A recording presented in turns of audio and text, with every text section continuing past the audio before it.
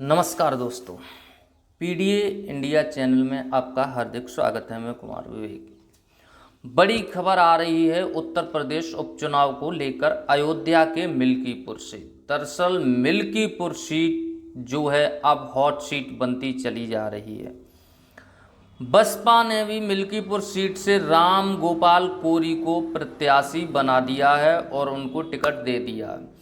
योगी के लिए नाक का सवाल बनती जा रही है मिल्कीपुर सीट। अभी उन्होंने बड़ा फैसला लिया और जितने वहाँ पर यादव और मुस्लिम अधिकारी थे उन सबको वहाँ से हटा दिया।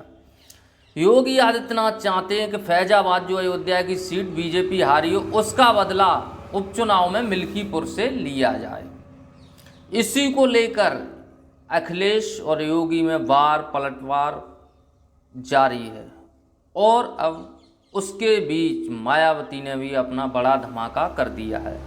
दरअसल बसपा ने राम गोपाल कोरी को मिल्कीपुर से प्रत्याशी बनाया है।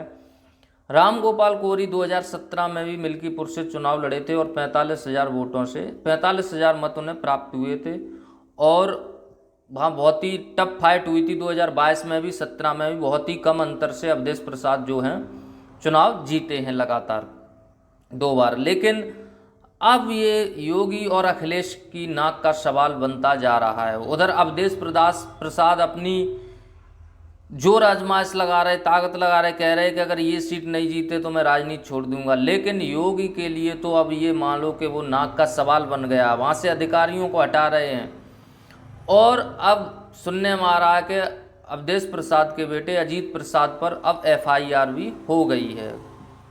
उनको ही प्रत्याशी माना जा रहा था। दोनों ही पार्टियों की अब नाक के सवाल बनता जा रहा। अब मायावती कभी उपचुनाव नहीं लड़ती थी लेकिन मायावती भी इस बार उपचुनाव लड़ रही है। चंद्रशेखर आजाद रावण भी वहाँ जोर आजमाइश कर रहे हैं, अपना प्रत्याशी उतारेंगे।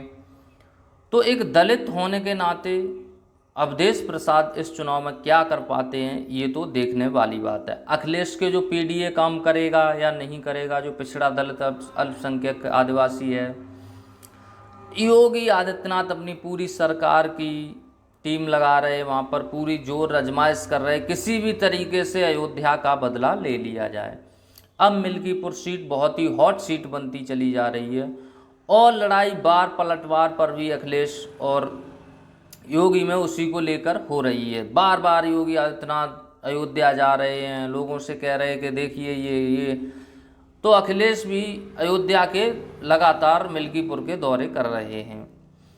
अब देखना ये है कि 10 सीटों पर उपचुनाव में इस सीट पर कौन जीतता है। सपा के प्रत्याशी अवधेश प्रसाद के बेटे अजीत प्रसाद लगभग फाइनल माने जा रहे हैं।